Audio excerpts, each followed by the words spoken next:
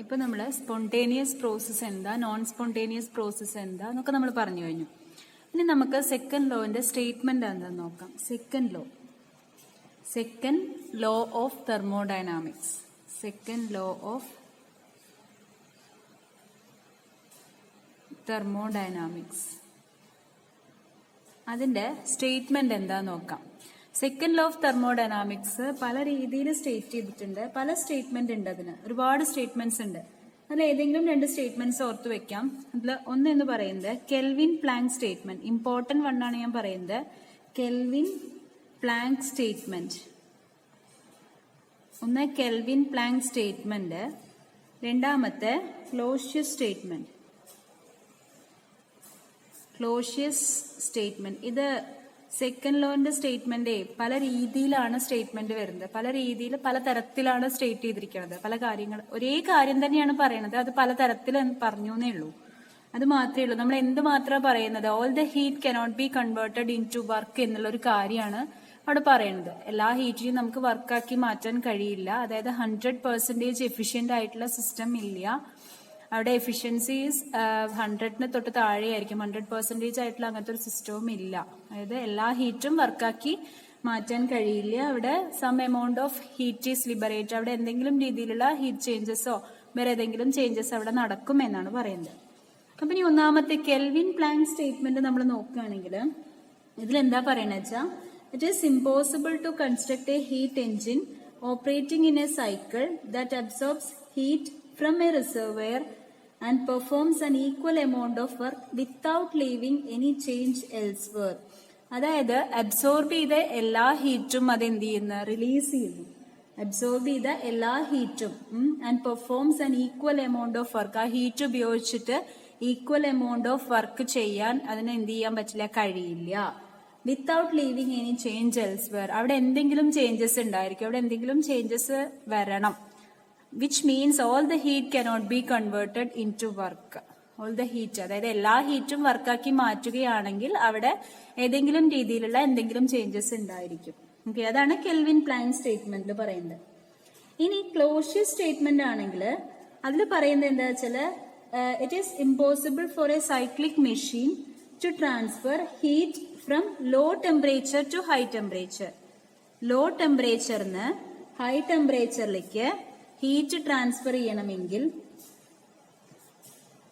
Heat transfer ചെയ്യാൻ there is no cyclic machine, അല്ലെങ്കിൽ it is impossible for a cyclic machine to transfer heat from low temperature to high temperature. Low ടെമ്പറേച്ചറിന് high ടെമ്പറേച്ചറിലേക്ക് heat transfer ചെയ്യുക എന്നുള്ളത് ഡിഫിക്കൽട്ടാണ്, അല്ലെ, difficult process ആണ്. Without producing change elsewhere in the universe. അതായത് ഏതെങ്കിലും രീതിയിലുള്ള ചേഞ്ചസ് യൂണിവേഴ്സിൽ ഉണ്ടാക്കാതെ ലോ ടെമ്പറേച്ചറിന് ഹൈ ടെമ്പറേച്ചർക്ക് നമുക്ക് ഒരിക്കലും ഹീറ്റ് ട്രാൻസ്ഫർ നടക്കില്ല. നമ്മൾ ഇന്നോട് പറഞ്ഞു ക്ലാസ്സിൽ, ഹീറ്റ് ട്രാൻസ്ഫർ അല്ലെങ്കിൽ ടെമ്പറേച്ചറിന്റെ ഒരു ട്രാൻസ്ഫർ ഈസി ആയിട്ട് നടക്കുന്ന എപ്പോഴാണ്, high temperature to low temperature ആണ്. അപ്പൊ ലോ ടെമ്പറേച്ചറിന് ഹൈ ടെമ്പറേച്ചറിലേക്ക് ട്രാൻസ്ഫർ ചെയ്യണമെങ്കിൽ എന്തെങ്കിലും രീതിയിലുള്ള ചേഞ്ചസ് അവിടെ വരും. നമ്മൾ എന്തെങ്കിലും രീതിയിലുള്ള ഫോഴ്സോ മെക്കാനിക്കൽ ഫോഴ്സ് അല്ലെങ്കിൽ എക്സ്റ്റേണൽ ഏജൻസി അവിടെ അപ്ലൈ ചെയ്യുന്നു. അപ്പോൾ അതാണ് ക്ലോഷ്യസ് സ്റ്റേറ്റ്മെന്റിൽ പറയുന്നത്. കെൽവിൻ പ്ലാങ്ക് സ്റ്റേറ്റ്മെന്റ് ആണെങ്കിൽ ഹീറ്റിന്റെ കൺസെപ്റ്റ് പറയുന്നു.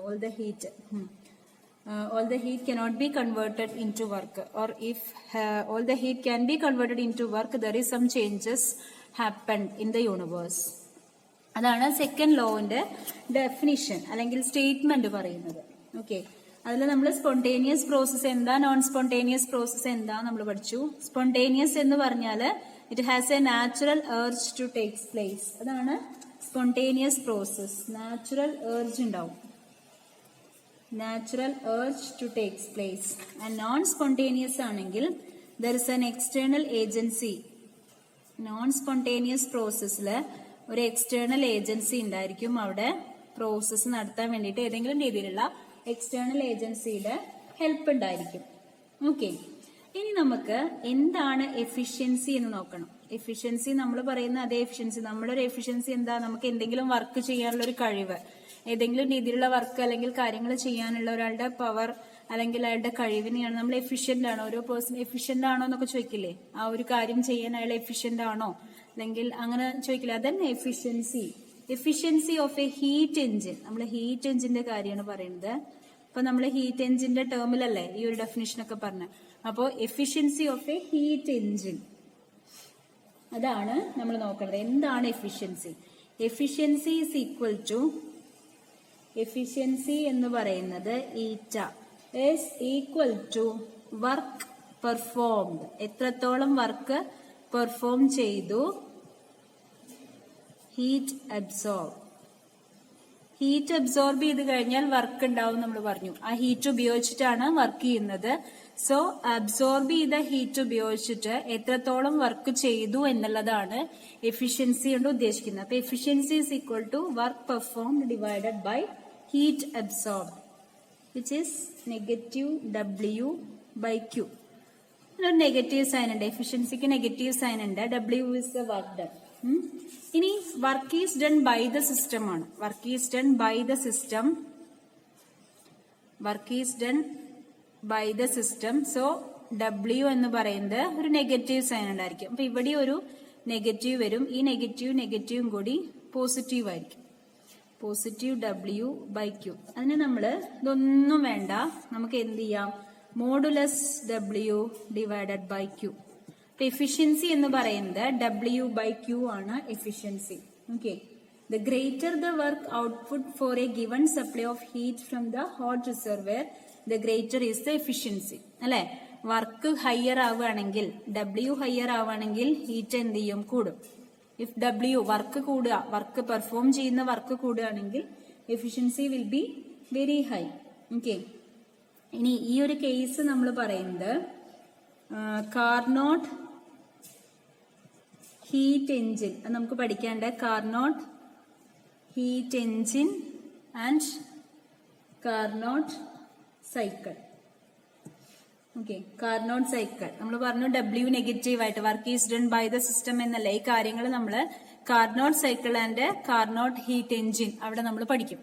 അതാണ് എന്താണ് എഫിഷ്യൻസി, എന്താണ് അതിന്റെ കാര്യങ്ങൾ എന്നുള്ളത് കൃത്യമായിട്ട് പഠിക്കും. എങ്ങനെയാണ് എഫിഷ്യൻസി കാൽക്കുലേറ്റ് ചെയ്യുന്നത്, എഫിഷ്യൻസിയുടെ വാല്യൂ എത്രയാണ് എന്നുള്ളത് കാർനോട്ട് സൈക്കിളിൽ നമ്മൾ പഠിക്കും. ഇനി നെക്സ്റ്റ് നോക്കാനുള്ളത് എന്താണ് Carnot heat engine. Carnot heat engine ഇതൊരു ഹീറ്റ് എഞ്ചിൻ ആണ്. കാർനോട്ട് ഹീറ്റ് എഞ്ചിൻ എന്ന് പറഞ്ഞാൽ ദിസ് എ ഹീറ്റ് എഞ്ചിൻ. ഇനി അതിന്റെ ഒരു റിവേഴ്സിബിൾ സൈക്ലിക് പ്രോസസ് വരുന്നുണ്ട്. ഇവിടെ ഒരു reversible cyclic process which is called Carnot cycle. Carnot heat engine എന്ന് പറയുന്നത് കാർനോട്ട് എന്നുള്ളൊരു സയന്റിസ്റ്റ് ഇൻവെന്റ് ചെയ്ത ഹീറ്റ് എഞ്ചിൻ ആണ്. അവിടെ വരുന്ന ഒരു പ്രോസസ് എന്ന് പറയുന്നത് കാർനോട്ട് സൈക്ലിക് പ്രോസസ് ആണ്, which is called Carnot cycle. Okay, ഈ കാർനോട്ട് സൈക്കിളില് 4 ഡിഫറെന്റ് പ്രോസസ്സുകൾ വരുന്നുണ്ട്. സൈക്ലിക് പ്രോസസ്സുകളാണെന്ന് പറഞ്ഞു, 4 ഡിഫറെന്റ് പ്രോസസ്സുകൾ വരുന്നുണ്ട്. ഇത്രയും ഓർത്ത് വയ്ക്കാം. അപ്പോ എന്താണ് Carnot heat engine? It was invented by Carnot, S Carnot ആണ് ഇത് ഇൻവെന്റ് ചെയ്ത്. It is an idealized theoretical heat machine. Idealized concept ആണ്. ഐഡിയലൈസ്ഡ് തിയററ്റിക്കൽ, ഐഡിയലൈസ്ഡ് വൺ ആണ്. And it is theoretical heat machine. So it is an idealized concept and it is theoretical heat machine in which heat energy is transformed into work. Heat engine എന്തിനുള്ളതാ നമുക്കറിയാം. അവിടെ heat energy is converted to heat energy എന്തായിട്ട് convert ചെയ്യും, വർക്കായിട്ട് convert ചെയ്യുന്നു. അതിനുള്ള മെഷീനാണ് എന്ത്, heat engine. നമുക്കറിയാം. So it is a machine, heat machine in which heat energy is converted to work. It is an idealized concept. ഇതൊരു idealised concept ആണ്, idealized theoretical machine ആണ്. ഓക്കെ, ഇനി ഇതിൽ പറയുന്നത് ഒരു റിവേഴ്സിബിൾ സൈക്ലിക് പ്രോസസ് ഉണ്ട് നമ്മൾ പറഞ്ഞു. It's a reversible cyclic process which is called Carnot cycle. അതിനെയാണ് കാർനോട്ട് സൈക്കിൾ എന്ന് പറയുന്നത്. And it is used for considering the maximum convertibility of heat into work. ഈ സൈക്ലിക് പ്രോസസ് എന്തിനെയാണ് convert ചെയ്യുന്നത്, എന്തിനെയാണ് റെപ്രസെന്റ് ചെയ്യുന്നത്? The maximum convertibility of heat into work. Convertibility of heat into work. നമ്മൾ അതല്ലേ തെളിയിക്കാനും പോകുന്നത്. സെക്കൻഡ് ലോ വെച്ച് നമ്മളിത് പറയുന്നുണ്ട് അല്ലെ. അപ്പൊ സോ ഈ ഒരു maximum convertibility of heat into work എന്നുള്ളത് അത് നമ്മൾ കൺസിഡർ ചെയ്യുന്ന ആ ഒരു പ്രോസസ്, സൈക്ലിക് പ്രോസസ് ആണ് കാർനോട്ട് സൈക്കിൾ. ഈ കാർനോട്ട് സൈക്കിൾ വെച്ചിട്ടാണ് കാർനോട്ട് ഹീറ്റ് എഞ്ചിനിൽ വരുന്നത്. ഓക്കെ, എന്താണ് കാർനോട്ട് സൈക്കിൾ എന്ന് പഠിച്ചു. ഇനി നമുക്ക് കാർനോട്ട് സൈക്കിളിനെ കുറിച്ച് ഡീറ്റെയിൽ ആയിട്ട് പഠിക്കണം. എന്താണ് കാർനോട്ട് സൈക്കിൾ, അതിൽ വരുന്ന പ്രോസസ്സുകൾ ഏതൊക്കെയാണ്, അതിന്റെ വർക്ക് എങ്ങനെ കാൽക്കുലേറ്റ് ചെയ്യാം, ഓരോ പ്രോസസ്സിലും എഫിഷ്യൻസി നമുക്ക് ഫൈനലി കാൽക്കുലേറ്റ് ചെയ്യണം. സോ കാർനോട്ട് സൈക്കിൾ നമ്മൾ പഠിക്കാൻ പോവാണ്. ഇനി കാർനോട്ട് സൈക്കിൾ എന്ന് പറയുന്നത് ഒരു റിവേഴ്സിബിൾ തിയററ്റിക്കൽ സൈക്കിൾ ആണ്. Reversible theoretical cycle which is conceived to occur in a Carnot heat engine. Carnot heat എഞ്ചിനിൽ ഒക്കർ ചെയ്യുന്ന ഒരു റിവേഴ്സിബിൾ തിയററ്റിക്കൽ സൈക്കിൾ ആണ് Carnot cycle. It's a perfectly reversible ആണ്. It is perfectly reversible and a theoretical cycle. ഇനി ഇതില് 4 process വരുന്നുണ്ട് നമ്മൾ പറഞ്ഞു. 4 different process, 4 successive process.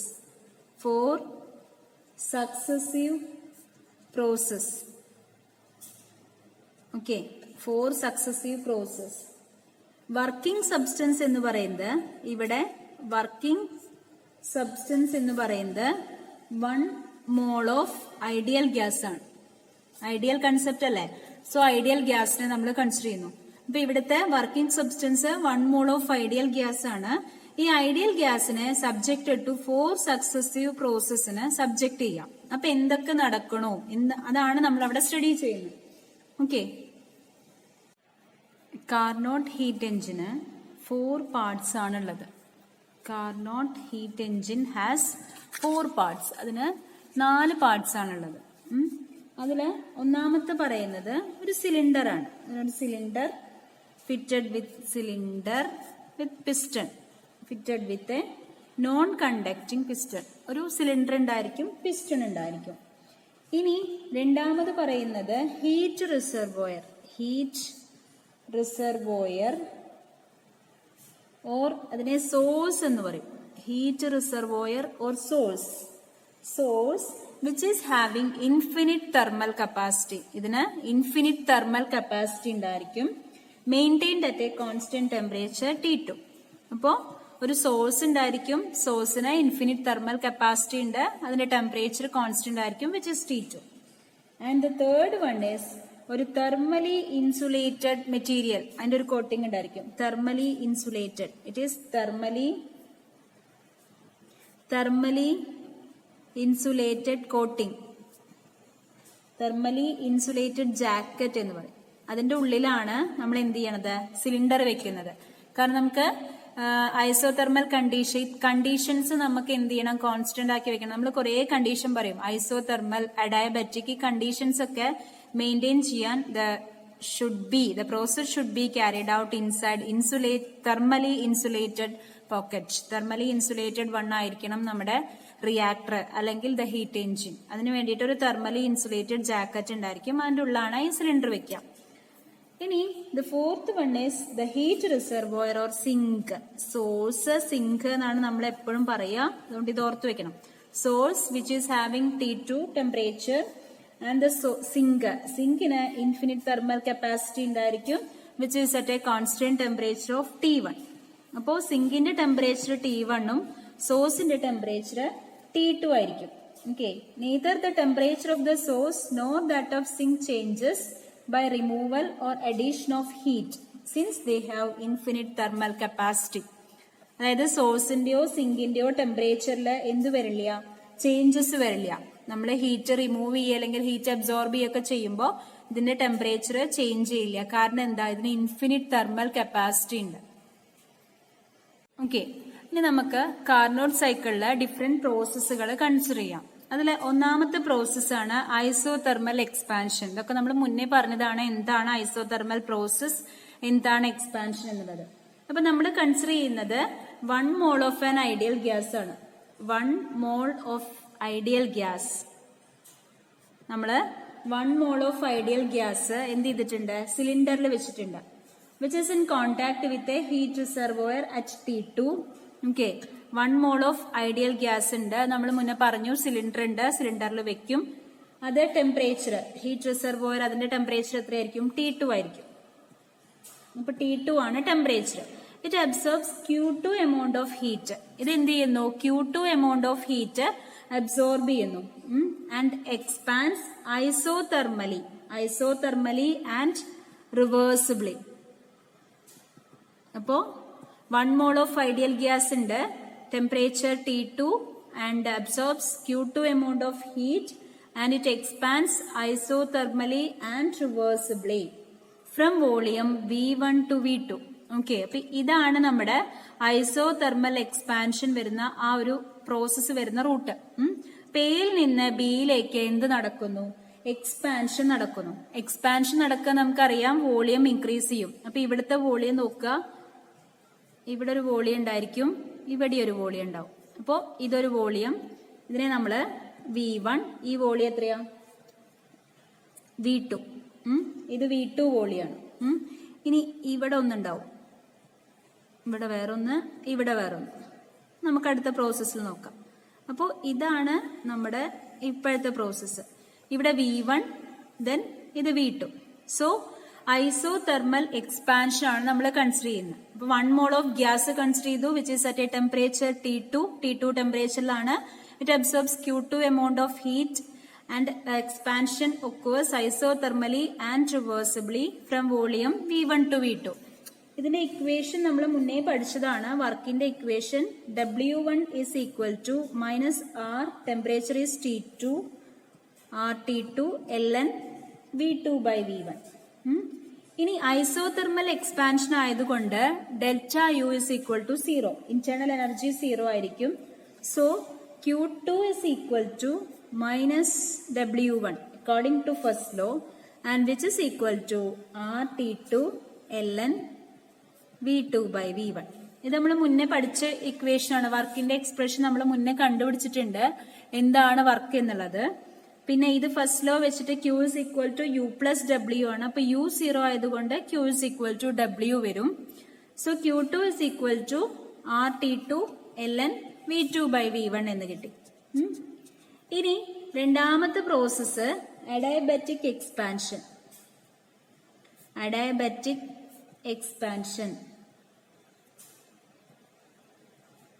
Adiabatic.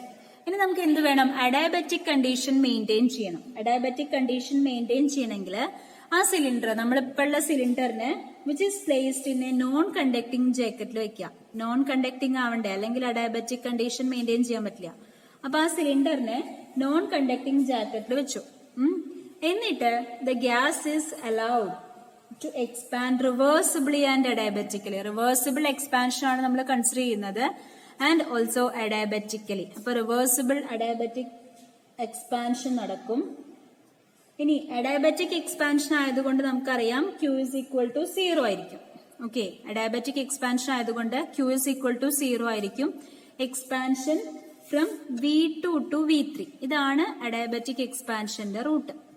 ഈ ബിയിൽ നിന്ന് സിയിലേക്ക്. ഇപ്പൊ ഇവിടെ എന്ത് വരുന്നു? ഐസോതെർമൽ എക്സ്പാൻഷൻ, ഇവിടെ അഡയബറ്റിക് എക്സ്പാൻഷൻ.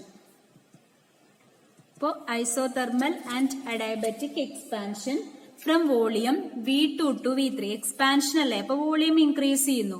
V2 നിന്ന് വോളിയം എന്തായി മാറി? V3 ആയി മാറി. ഇവിടെ വോളിയം V3 ആയിരിക്കും. എക്സ്പാൻഷൻ നടക്കുന്നു. ഇപ്പൊ W എന്ത് ചെയ്യുന്നു? W വർക്ക് ചെയ്യുന്നുണ്ടാവും. It is decrease in internal energy. Work ചെയ്യുമ്പോൾ അവിടെ എന്ത് ചെയ്യുന്നു? ഡെൽറ്റ U അല്ലെങ്കിൽ എന്ത് ചെയ്യുന്നു? അത് ഡിക്രീസ് ചെയ്യും. Internal energy decreases. ഓക്കെ, നമ്മൾ പഠിച്ചിട്ടുണ്ട് delta U is equal to W. This is equal to CV into T1 minus T2, or delta U is equal to minus CV into T2 minus T1. ഇതൊക്കെ നമ്മൾ മുന്നേ പഠിച്ച equations ആണ്. അപ്പൊ equation ഒന്ന് ഓർത്ത് വെക്കുക. ഡെൽറ്റ U, ഇവിടുത്തെ വർക്ക് W2 എന്ന് റെപ്രസെന്റ് ചെയ്യാം. നമ്മുടെ ഫസ്റ്റത്തെ വർക്കിന് W1, ഇവിടെ W2. അപ്പൊ W2 is equal to minus CV into T2 minus T1 നമുക്ക് കിട്ടും. അപ്പോൾ ആദ്യത്തെ പ്രോസസ്സിലെ വർക്ക് നമ്മൾ കാൽക്കുലേറ്റ് ചെയ്തു, രണ്ടാമത്തെ പ്രോസസ്സിലെ വർക്ക് നമ്മൾ കാൽക്കുലേറ്റ് ചെയ്തു. ഇനി നെക്സ്റ്റ് പ്രോസസ്സ് നമ്മൾ നോക്കണത് ഐസോതെർമൽ കംപ്രഷൻ ആണ്. ഇനി കംപ്രസ് ചെയ്യാണ് ചെയ്യണത് ഗ്യാസിനെ. ഇപ്പൊ എക്സ്പാൻഷൻ കഴിഞ്ഞു, ഇതാ ഇവിടെ എത്തി. ഗ്യാസ് എയിൽ നിന്ന് ബിയിലേക്ക് എക്സ്പാൻഡ് ചെയ്തു ആൻഡ് ഓൾസോ ബിയിൽ നിന്ന് സിയിലേക്കും ഇത് എക്സ്പാൻഷൻ നടന്നു. എക്സ്പാൻഷൻ നടന്നു നമുക്ക് മനസ്സിലാവുന്നത് എപ്പോഴാ, വോളിയം കൂടും. അത് കഴിഞ്ഞാൽ സിയിൽ നിന്ന് ഡിയിലേക്കാണ്. സിയിൽ നിന്ന് ഡിയിലേക്ക് വരുമ്പോൾ ഇതിന്റെ വോളിയം എന്താ ചെയ്യണത്, കുറയാണ് ചെയ്യണത്. അതേപോലെ ഡിയിൽ നിന്ന് എയിലേക്ക് വരുമ്പോഴും വീണ്ടും വോളിയം കുറയണം. അപ്പൊ ഈ വോളിയം കുറയുന്ന പ്രോസസ്സുകൾ എന്ന് പറയുന്നത് കംപ്രഷൻ ആണ്. സോ നമ്മൾ നെക്സ്റ്റ് കൺസിഡർ ചെയ്യുന്നത് കംപ്രഷൻ പ്രോസസ്സുകളാണ്. അപ്പോ കാർനോട്ട് സൈക്കിളില് എന്ത് പ്രോസസ്സുകളാണ് വരുന്നത്, എക്സ്പാൻഷൻ പ്രോസസ്സും കംപ്രഷൻ പ്രോസസ്സും ആണ് വരുന്നത്. ഇനി നെക്സ്റ്റ് ഇതേപോലെ isothermal compression. Isothermal compression. So isothermal compression നടത്തുകയാണ് നമ്മള്. ഗ്യാസിനെ നമ്മള് ഐസോതെർമൽ കംപ്രഷൻ ചെയ്യുന്നു. സിയിൽ നിന്ന് ഡിയിലേക്കാണ് കംപ്രഷൻ ചെയ്യുന്നത്. അതിന്റെ ടെമ്പറേച്ചർ, ഹീറ്റ് റിസർവോയറിന്റെ ടെമ്പറേച്ചർ എന്താണ്, T1. ഇനി ഐസോതെർമലി ആൻഡ് റിവേഴ്സിബിളി വോളിയം V3യിൽ നിന്ന് V4 ആയി മാറുന്നു അല്ലെ. വോളിയം V3യിൽ നിന്ന് V4 ആയി മാറുന്നു. സോ ഇക്വേഷൻ നമുക്ക് എഴുതാം. W3 is equal to minus RT1 ln V4 by V3 നമുക്ക് എഴുതാം. അതേപോലെ delta U is equal to 0 ആയതുകൊണ്ട് Q1 is equal to minus W3. This is equal to RT1 ln V4 by V3. ഈ Q എന്ന് പറയുന്നത് U plus W അല്ലേ. Q is equal to delta, Q is equal to U plus W ആണ് അല്ലെ. Q എന്ന് പറയുന്നത് U plus W ആണ്. ഈ U 0 ആണ്. U 0 ഇത് 0 ആയതുകൊണ്ട് Q is equal to W ആണ്. അപ്പൊ ഇവിടുത്തെ Q എന്ന് പറയുന്നത് ഈ W തന്നെയാണ്. അതുകൊണ്ടാണ് ഇത് ഇങ്ങനെ തന്നെ എഴുതിയത്. ഇനി അപ്പൊ നമുക്ക് എന്ത് കിട്ടി, ഐസോതെർമൽ കംപ്രഷൻ കിട്ടി. ഐസോതെർമൽ കംപ്രഷനില് വർക്കിന്റെ ഇക്വേഷൻ കിട്ടി. അടുത്ത പ്രോസസ്സ് അഡയബാറ്റിക് കംപ്രഷൻ ആണ്. Adiabatic compression. ഇവിടെ എന്ത് നടക്കും, the gas is compressed adiabatically. So adiabatic condition വരണം. അതുകൊണ്ട് നമ്മൾ എന്ത് ചെയ്യണു, അതിനെ ഇൻസുലേറ്റിംഗ് ജാക്കറ്റിൽ വെക്കുന്നു, നോൺ കണ്ടക്ടിങ് ജാക്കറ്റിൽ വെക്കുന്നുണ്ട്. എന്നിട്ട് കംപ്രഷൻ നടത്തും, അഡയബാറ്റിക് കംപ്രഷൻ നടത്തും ഇവിടുന്ന് ഡിയിൽ നിന്ന് എയിലേക്ക്. അപ്പൊ തിരിച്ചത് എന്ത് ചെയ്യുന്നു, എയിൽ തന്നെ എത്തി. അപ്പൊ ഒരു സൈക്ലിക് പ്രോസസ് ആണ് ഇവിടെ ഇൻവോൾവ് ചെയ്യുന്നത്. Cyclic process involving isothermal adiabatic expansion and compression process അല്ലെ. ഇവിടെ എക്സ്പാൻഷൻ പ്രോസസ് ആണ്, ഇവിടെ മൊത്തം കംപ്രഷൻ പ്രോസസ് ആണ്. അപ്പൊ ഒരു സൈക്ലിക് പ്രോസസ് ആണ് ഇവിടെ ഇൻവോൾവ് ചെയ്യുന്നത്. അപ്പൊ ഈ അഡയബാറ്റിക് കംപ്രഷനില് delta U is equal to W4. This is equal to CV into T2 minus T1 എന്ന് കിട്ടും. അങ്ങനെ 4 വർക്കും നമ്മൾ കണ്ടുപിടിച്ചു. സോ 4 വർക്ക് നമുക്ക് കിട്ടിക്കഴിഞ്ഞാൽ net work W is equal to ഇതെല്ലാം കൂടി കൂട്ടുക, W1 plus W2 plus W3 plus W4. അങ്ങനെ 4 വർക്ക് നമ്മൾ കൂട്ടിക്കഴിഞ്ഞു കഴിഞ്ഞാൽ നമുക്ക് W, the net W is equal to RT2 ln V2 by V1 plus RT1 ln V4 by V3 എന്ന് കിട്ടും. W negative. Okay, RT2 plus RT2 ln V2 by V1 plus RT1 ln V4 by V3 എന്ന് നമുക്ക് കിട്ടും. അതാണ് net work done. ഇനി ഇതേപോലെ നമുക്ക് ഹീറ്റും കണ്ടുപിടിക്കണം. That is Q. So Q നമുക്ക് കിട്ടും. Q is equal to RT2. ഇതേപോലെ കൂട്ടുക. Q is equal to Q1 plus Q2 plus Q3 plus Q4 എല്ലാത്തിലും Qവും കൂട്ടുക.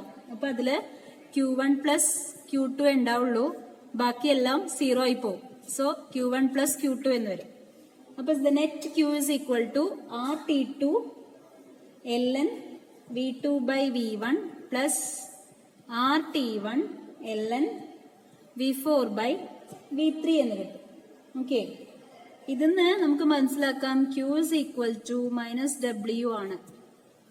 RT2 ln V2 by V1 plus RT1 ln V4 by V3. ഈ Q എന്ന് പറയുന്നത് minus W this all equal ആണ്.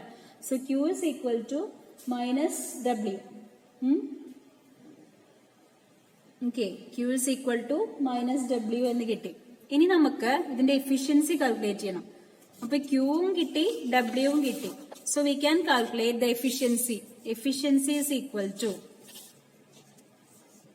നമുക്ക് efficiency calculate ചെയ്യാം. Efficiency of a Carnot cycle. Carnot സൈക്കിളിന്റെ efficiency ഈറ്റ.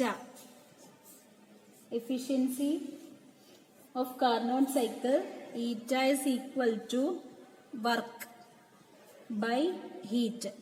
Work by heat. This is equal to minus W by Q2 is equal to T2 minus T1 divided by T2 എന്ന് വരും. or in terms of Q ആണെങ്കിൽ Q2 plus Q1 divided by Q2 and this is equal to T2 minus T1 divided by T2. അപ്പോൾ ഈ expression important expression ആണ്. Efficiency calculate ചെയ്യുന്ന expression ഇത് എന്തായാലും പഠിക്കണം. in terms of Q2, in terms of Q and in terms of temperature. So we get efficiency is equal to Q2 plus Q1 divided by Q2 and T2 minus T1 divided by T2 എന്ന് കിട്ടും. ഇനി ഈറ്റ is equal to T2 minus T1 by T2. ഇതിനെ നമുക്കൊന്ന് rearrange ചെയ്താൽ T2 by T2 minus T1 by T2. So 1 minus T1 by T2 എന്ന് കിട്ടും. Efficiency is equal to 1 minus T1 by T2. So ഇതിന് എന്താ മനസ്സിലാവുന്നത്? Efficiency is always less than 1. Efficiency എപ്പോഴും 1നേക്കാൾ less ആയിരിക്കും. അപ്പോ നമ്മൾ പറഞ്ഞു all the heat can be converted into work എന്ന് നമ്മൾ പറയുകയാണെങ്കിലും അവിടെ എന്ത് നടക്കുന്നുണ്ടാവും? കുറച്ച് എനർജി പുറത്തേക്ക് പോകുന്നുണ്ടാവും, ഡിസിപ്പേറ്റ് ചെയ്യുന്നുണ്ടാവും, energy changes വരുന്നുണ്ടാവും.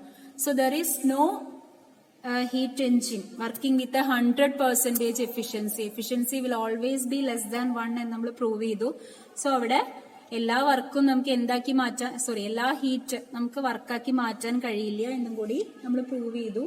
Using the idealized concept Carnot cycle, Carnot heat engine. So ഇത് ഇമ്പോർട്ടന്റ് വൺ ആണ്. Eta is equal to 1 minus T1 by T2 or T2 minus T1 by T2 or Q2 plus Q1 by Q2. ഇത് വെച്ച് problems നമുക്ക് എപ്പോഴും problems ചോദിക്കാറുണ്ട്. അപ്പൊ equation എന്തായാലും ഓർത്തു വെക്കുക. അതേപോലെ കാർനോട്ട് സൈക്കിൾ ഒരു എസ്സേ പോലെ ചോദിക്കാൻ സാധ്യത ഉണ്ട്. കാർനോട്ട് സൈക്കിൾ, അപ്പൊ എന്താണ് കാർനോട്ട് സൈക്കിൾ, എന്താണ് കാർനോട്ട് ഹീറ്റ് എഞ്ചിൻ, ആ 4 പ്രോസസ്സുകൾ എന്താ, 4 പ്രോസസ്സിലും വരുന്ന വർക്ക് എന്താ, വർക്കിന്റെ ഇക്വേഷൻ എന്താ, ക്യൂ എന്താ, and also the net work done and net Q. Finally we get efficiency from work and Q. അതും കൂടി പഠിച്ചു വെക്കാം.